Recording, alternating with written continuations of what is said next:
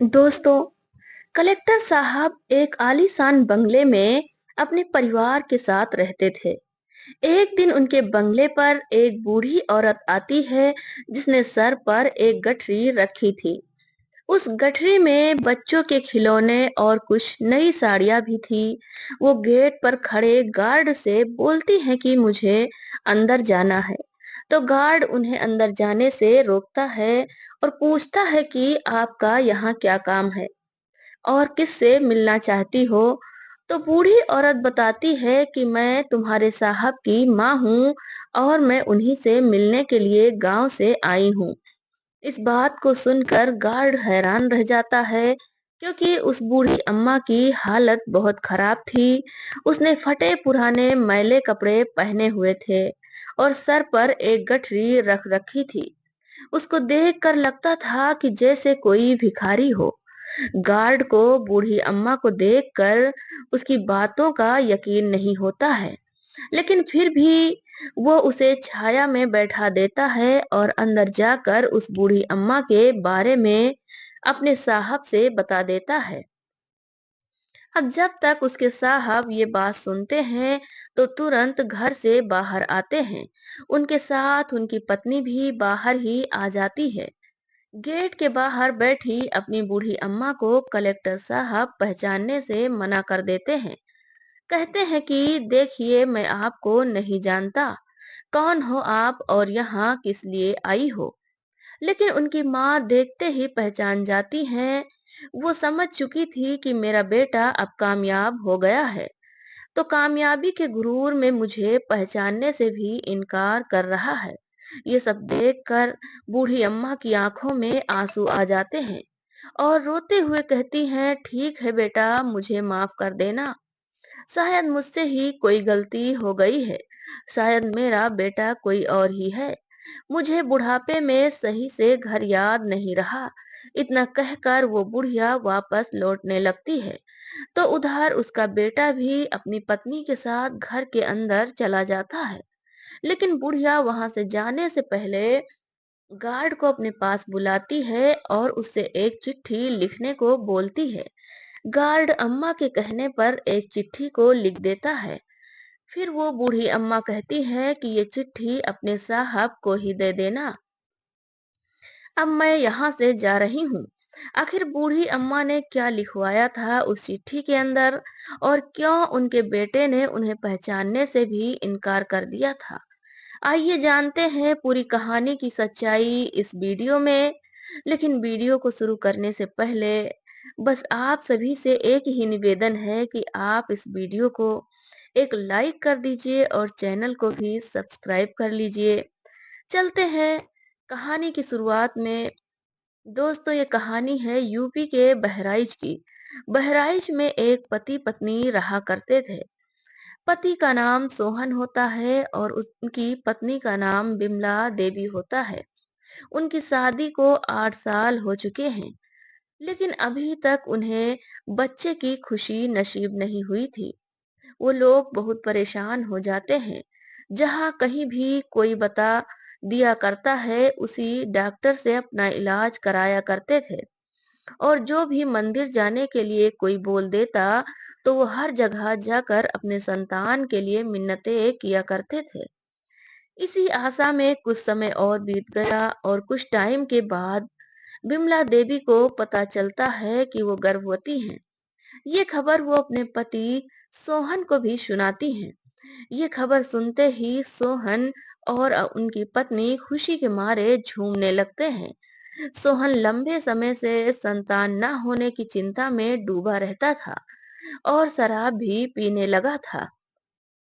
लेकिन जब खबर मिलती है कि उसके घर में भी बच्चे का जन्म होने वाला है, तो वो फिर खुशी के मारे और भी ज्यादा शराब पीना शुरू कर देता है।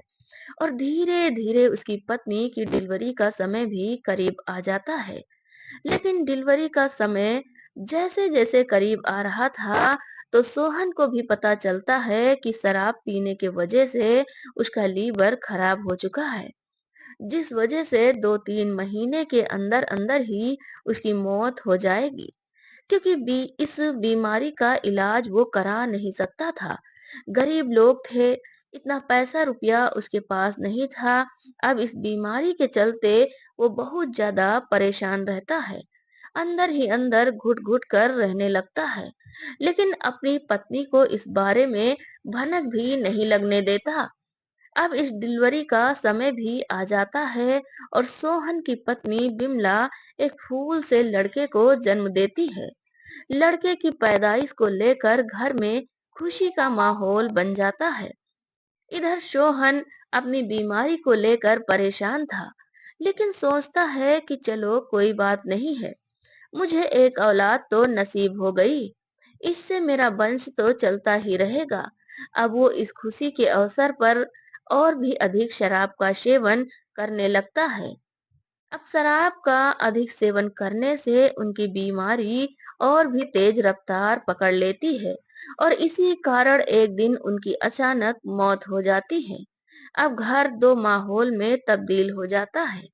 एक खुशी का होता है तो दूसरा तरफ गम का माहौल बन जाता है। बिमला को एक बेटा नसीब हुआ था, लेकिन साथ ही साथ उसके परिवार की भी मृत्यु हो गई थी। इस हादसे से बिमला बहुत ज्यादा परेशान हो जाती है। अब उसकी उम्र भी काफी हो गई थी। वो सोचने लगती है कि मैं अकेले अपने बेटे का पालन पोषण कैसे कर पाऊंगी। अब कुछ दिनों तक तो पास पड़ोस वाले भी उनकी खूब सहायता करते हैं, लेकिन कुछ ही दिन बाद वो लोग भी उनकी सहायता करने से पीछे हट जाते हैं। दोस्तों, बिमला बिल्कुल अकेली रह गई थी। अपने बेटे को पालने की जिम्मेदारी उसके ऊपर आ गई थी और बिमला अपना और अपने बेटे का पेट पालने के लिए लोगों के घरों में काम करना शुरू कर देती है। क्योंकि उसका पति एक दिहाड़ी मजदूर था, उनके पास खेती बाड़ी की जमीन नहीं थी। सिर्फ गांव में एक छोटा सा घर था जो इन्हें विरासत में मिल गया था। बिमला ऐसे ही दूसरों के घरों में काम करके मेहनत मजदूरी करके अपने बेटे का पालन पोषण करने लगती है। धीरे धीरे उसका लड़का बड़ा होता गया, जिसका नाम उसने यश रखा था। यश अब स्कूल भी जाने लगा था, तो इधर उसकी माँ घरों में काम करके उसकी फीस को टाइम से जमा कर दिया करती थी। ऐसे ही उनकी जिंदगी के दिन बीत रहे थे।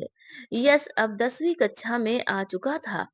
एक दिन उसकी माँ उसे स्कूल में लेने के लिए आई हुई थी, तभी यश रास्ते में अपनी माँ से कहता है कि माँ, तुम मुझे अब स्कूल से लेने के लिए मत आया करो, क्योंकि यहाँ सभी बच्चे तुम्हें देखकर मेरा बहुत मजाक बनाते हैं। कहते हैं कि तेरी माँ तो लोगों के घरों में बर्तन साफ करती है, तू तो एक नौकरानी का बेटा है। क्योंकि दोस्तों, बिमला ने अपने बेटे का एडमिशन एक बड़े और अच्छे स्कूल में कराया था और जिन जिन घरों में वो काम करने के लिए जाया करती, उन घरों के बच्चे भी उसी स्कूल में पढ़ने के लिए जाते थे। वो उसे कहते थे कि तेरी माँ तो हमारे घर में झाड़ू पोछा करने के लिए आती है और तू एक नौकरानी का बेटा है जो बहुत गंदी वेशभूषा में रहती है, तो हमारे साथ मत बैठा कर, तुम गंदे लोग हो। अब अपने 14 वर्ष के बेटे के मुंह से इतनी अपमानजनक बात सुनकर बिमला देवी पहले तो बहुत गुस्सा हो जाती है, लेकिन फिर सोचती है कि शायद बच्चों को भी यह बात बुरी लगी होगी, इसलिए मुझे भी ऐसा ही बोल रहा है। तो अपने बेटे से कहती है कि ठीक है बेटा, अब वैसे भी तू बहुत बड़ा हो गया है, अब तू खुद ही स्कूल आ सकता है और जा भी सकता है। धीरे धीरे उसकी स्कूल की पढ़ाई भी पूरी हो जाती है। पढ़ने लिखने में यश बहुत ही तेज दिमाग का था। उसके टीचर भी बिमला जी से बता देते थे कि आपका बेटा बहुत होनहार है, आगे पढ़कर ये जरूर किसी बड़ी पोस्ट को हासिल कर लेगा। अब ये बात सुनकर बिमला जी को भी लगने लगता है कि उनका बेटा एक दिन उनका नाम जरूर रोशन करेगा और इसलिए वो अक्सर अपने बेटे से कहती थी कि तुम्हें पढ़ लिख कर एक बड़ा ऑफिसर बनना है। और दोस्तों, यश भी अपनी माँ के इस सपने को साकार बनाने में लग जाता है। आगे की पढ़ाई को करने के लिए वो अपनी माँ से शहर जाने को बोलता है वो कहता है कि माँ मुझे अब शहर जाकर पढ़ाई करनी होगी, तो शहर में पढ़ाई के लिए खर्च भी ज़्यादा आएगा। तो इस पर माँ कहती है कि बेटा तू पैसों की फ़िक्र छोड़ दे, मैं आज 3 घरों में काम कर रही हूँ, तो कल 5 घरों में काम कर लूँगी। लेकिन तुझे पैसे की तंगी नहीं आने दूंगी। बस तू जी जान और लगन के साथ अपनी पढ़ाई को जारी रखना। इसके बाद यश पढ़ने के लिए शहर चला जाता है। अब हर महीने 8 से 10,000 उसके खर्चे को भेज दिया करती थी। धीरे धीरे उसकी ग्रेजुएट भी कंप्लीट हो जाती है। ग्रेजुएशन कंप्लीट होने के बाद वो कोचिंग भी स्टार्ट कर देता है सरकारी नौकरी पाने के लिए, क्योंकि ये बचपन से ही अपने घर की तंग स्थिति को देखते हुए ही बड़ा हुआ था। तो वो बहुत ही मेहनत और लगन से पढ़ाई पर फोकस करता है। भगवान की कृपा से एक दिन उसकी मेहनत रंग ले आती है और एक जिला कलेक्टर बन जाता है। कलेक्टर बनते ही वो सबसे पहले ये खुशखबरी अपनी माँ को सुनाता है। अब इस खबर को सुनने के बाद उसकी माँ बिमला की खुशी का कोई ठिकाना ही नहीं रहता। उनकी आंखों में खुशी के आंसू बहने लगते हैं। पूरे मोहल्ले में वो ढिंढोरी पीट देती हैं कि मेरा बेटा जिला कलेक्टर बन गया है, मेरा बेटा कलेक्टर बाबू बन गया है। लेकिन किसी भी व्यक्ति को उसकी बात का यकीन नहीं आता। वो सोचने लगते हैं ये बुढ़िया बुढ़ापे में पागल हो गई है और इसी कारण अनाप शनाप बातें बोल रही है। इसका बेटा 2-3 सालों से इसे छोड़कर शहर भाग गया था और कहाँ ये काम वाली इसका बेटा भी भला कलेक्टर बन सकता है। लोग उसका खूब मजाक उड़ाते हैं, लेकिन बिमला जी को इस बात की बहुत खुशी थी कि उनका बेटा कलेक्टर बन चुका है। अब कुछ समय बाद यश अपनी ट्रेनिंग पर जाता है, तो ट्रेनिंग के दौरान ही उसे एक लड़की से प्यार हो जाता है और वो अपनी माँ को बिना बताए उस लड़की से शादी भी कर लेता है। जब यश को उससे प्यार हुआ था, तो वो दोनों खूब बातें भी किया करते थे। लेकिन यस ने उसे अपनी फैमिली के बारे में, अपनी बूढ़ी माँ के बारे में कुछ भी नहीं बताया था। उसने लड़की से बोल रखा था कि मैं बिल्कुल अनाथ हूँ, मेरा इस दुनिया में कोई भी नहीं है। ट्रेनिंग पूरी होने के बाद उसकी पोस्टिंग हो जाती है और शादी तो वो पहले ही कर चुका था।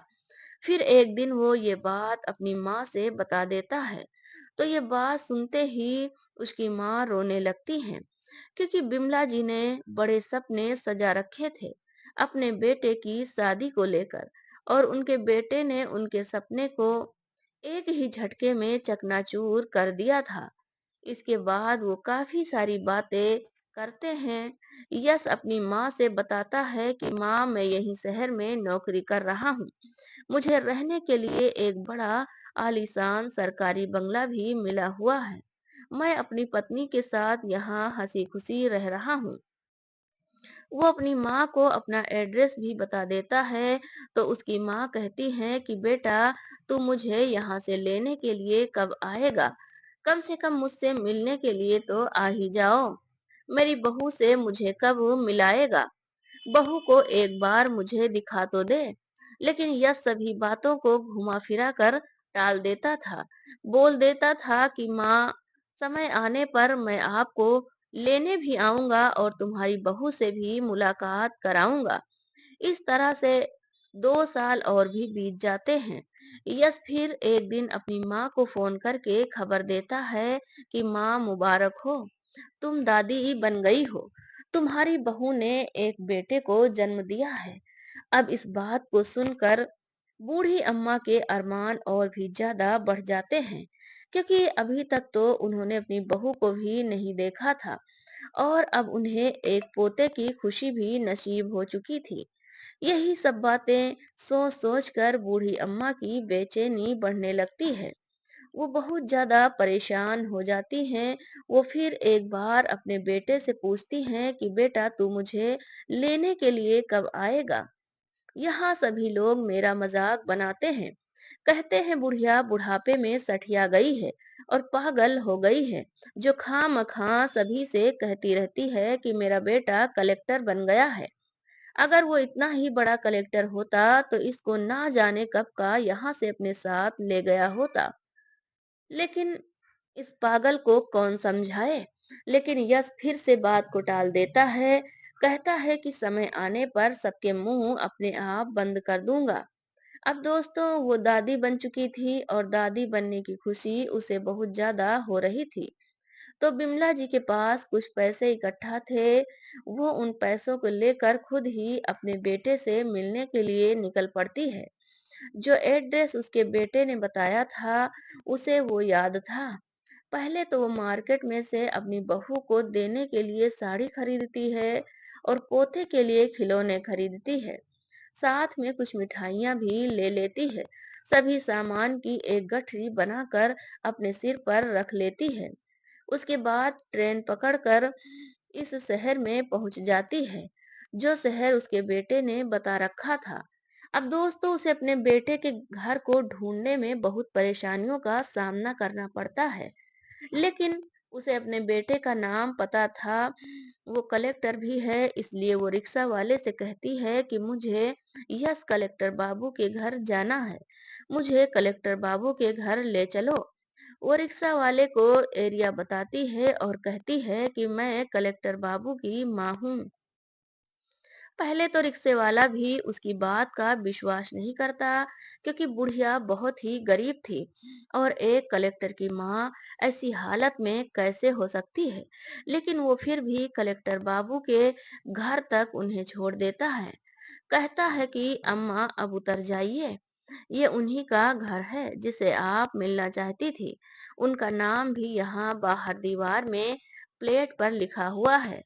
अब बिमला जी जैसे ही गेट के अंदर घुसने की कोशिश करती हैं, तो बाहर खड़ा गार्ड उन्हें रोक लेता है। बोलता है कि अम्मा, अंदर कहाँ घुसी चली आ रही हो? आपको यहाँ किससे मिलना है? तो बूढ़ी अम्मा कहती हैं कि मुझे तुम्हारे साहब से मिलना है। मैं उनकी माँ हूँ। तुम उनसे जाकर कहो कि उनकी माँ उनसे मिलने के लिए आई है। पहले तो गार्ड को भी यकीन नहीं आता, लेकिन वो सोचता है कि हो भी सकता है कि शायद ये उनकी माँ ही हो। तो गार्ड घर के अंदर जाता है। शाम का समय था। दोनों पति पत्नी एक साथ ही बैठे हुए थे। तो गार्ड कहता है कि साहब, बाहर एक बूढ़ी औरत आई है। वो आपको अपना बेटा बता रही हैं और आपसे अभी मिलना चाहती हैं। अब इस बात को सुनने के बाद यश की पत्नी कहती है कि आपने तो मुझे बताया था कि आप अनाथ हो और आपका इस दुनिया में कोई नहीं। तो फिर ये तुम्हारी माँ कहाँ से चली आई? तो यश कहता है कि मेरी कोई माँ नहीं है। चलकर देखते हैं कौन आया है। अब दोनों पति पत्नी बाहर आ जाते हैं। तो यश की पत्नी वहीं खड़ी हुई थी। बिमला जी अपने बेटे को देखते ही खुश हो जाती हैं। कहती है कि बेटा, मैं तुम्हारी माँ, मुझे और सब्र ना हो सका, इसलिए मैं खुद ही मिलने के लिए आ गई। तो तभी यश कहता है कि क्या बकवास कर रही हो तुम? मैं तुम्हारा बेटा नहीं हूँ, तुम्हें कोई गलत फहमी हो गई है। तुम अपने बेटे को कहीं और जाकर ढूंढो। अब ये बात सुनकर बिमला जी चौंक जाती हैं, लेकिन अपने बेटे को अच्छे से जानती थी कि उनका बेटा कामयाब इंसान बन चुका है। तो अब मेरी कोई अहमियत नहीं समझ रहा है, मुझसे मिलना ही नहीं चाहता है। अब इसके बाद वो अपनी बहू की तरफ देखते हुए कहती हैं कि बेटा, कोई बात नहीं, मुझसे ही गलती हो गई है। उम्र का तकाजा है, बुढ़ापे में आंखें कमजोर होने की वजह से मैं तुम्हारे घर आ गई हूँ। अब यश अपनी पत्नी को लेकर अपने घर के अंदर चला जाता है। इधर बूढ़ी अम्मा गार्ड को अपने पास बुलाती हैं और उसे कहती हैं कि बेटा, क्या तुम मेरे लिए एक चिट्ठी लिख सकते हो? तो गार्ड कहता है, ठीक है अम्मा, मैं लिख दूंगा। बताइए क्या लिखूं चिट्ठी में? तो बूढ़ी अम्मा उसे एक चिट्ठी लिखवाती हैं और कहती हैं कि जब मेरा बेटा बाहर आए तो उन्हें चुपके से चिट्ठी दे देना, और अगर मेरे बारे में कुछ पूछेगा तो बोल देना कि माँ जहाँ से आई थी वहीं वापस चली गई हैं। अब गार्ड चिट्ठी को लिखकर अपने पास रख लेता है, लेकिन गार्ड भी अंदर ही अंदर बहुत परेशान था कि आखिर इस महिला ने चिट्ठी में ऐसी-ऐसी बातें क्या लिखवाई हैं। क्योंकि उसी बूढ़ी अम्मा ने जो बातें उस चिट्ठी में लिखवाई थी, उन्हें लिखने के बाद गार्ड भी बहुत ज्यादा हैरान, परेशान रह जाता है। तभी कुछ देर बाद कलेक्टर बाबू आते हैं और गार्ड से पूछते हैं कि मेरी माँ कहाँ चली गई हैं। तो गार्ड उन्हें चिट्ठी देते हुए कहता है कि आपकी माँ वहीं चली गई हैं जहाँ से वो आई थी। अब ये चिट्ठी को अपनी जेब में रख लेता है और घर के अंदर चला जाता है। वो घर के किसी काम में व्यस्त हो जाता है और चिट्ठी को पढ़ना भूल जाता है। रात में उन कपड़ों को भी चेंज करके नाइट ड्रेस पहन लेता है। अब उसकी पत्नी उन कपड़ों को उठाकर रख ही रही थी कि तभी वो चिट्ठी जेब से निकलकर नीचे गिर जाती है। यश के सामने ही वो चिट्ठी नीचे गिरती है, तो यश को भी याद आता है कि ये तो माँ की चिट्ठी है, जो मैं पढ़ना ही भूल गया हूँ। चिट्ठी को देखकर उसके चेहरे का रंग फीका पड़ने लगता है। फिर उसकी पत्नी चिट्ठी को उठाकर पढ़ने लगती है। चिट्ठी पढ़ने के बाद यश की पत्नी की आंखों में आंसू आ जाते हैं। इसके बाद वो अपने पति की तरफ देखते हुए कहती है कि आखिर तुम इतने पढ़े लिखे इंसान हो, इतनी घटिया हरकत अपनी माँ से कैसे कर सकते हो। एक वो माँ है जिसने तुम्हें अपनी कठिनाइयों के बीच पढ़ा लिखा कर इस काबिल बनाया है, और आज तुमने इस सब का ये सिला दिया है कि उन्हें पहचानने से इनकार कर दिया। ये बात सुनकर वो अपनी पत्नी से कहता है कि मुझे माफ कर दो, मुझे जाने अनजाने में बहुत बड़ी गलती हुई है। मैंने शुरुआत में तुमसे कुछ नहीं बताया था, लेकिन यही सच्चाई है। वो मेरी माँ है, मुझे पाला है और पढ़ा लिखा कर इस काबिल बनाया है। लेकिन जब ये आज अचानक से यहाँ आ गई, तो मैं घबरा गया था, कहीं मेरा भेद न खुल जाए, इसलिए मैंने उन्हें पहचानने से इनकार कर दिया था। इसके बाद उसकी पत्नी उसे बहुत समझाती बुझाती है कि ये गलत बात है, तुमने उनके साथ अच्छा नहीं किया है, उन्होंने तुम्हें बचपन से पाला है। पत्नी के समझाने पर यश बहुत ही भावुक हो जाता है और उसकी आंखों में आंसू आ जाते हैं। फिर वो सोचने लगता है कि मैंने जो कुछ भी आज तक अपनी माँ के साथ भेदभाव किया है, वो बहुत गलत है।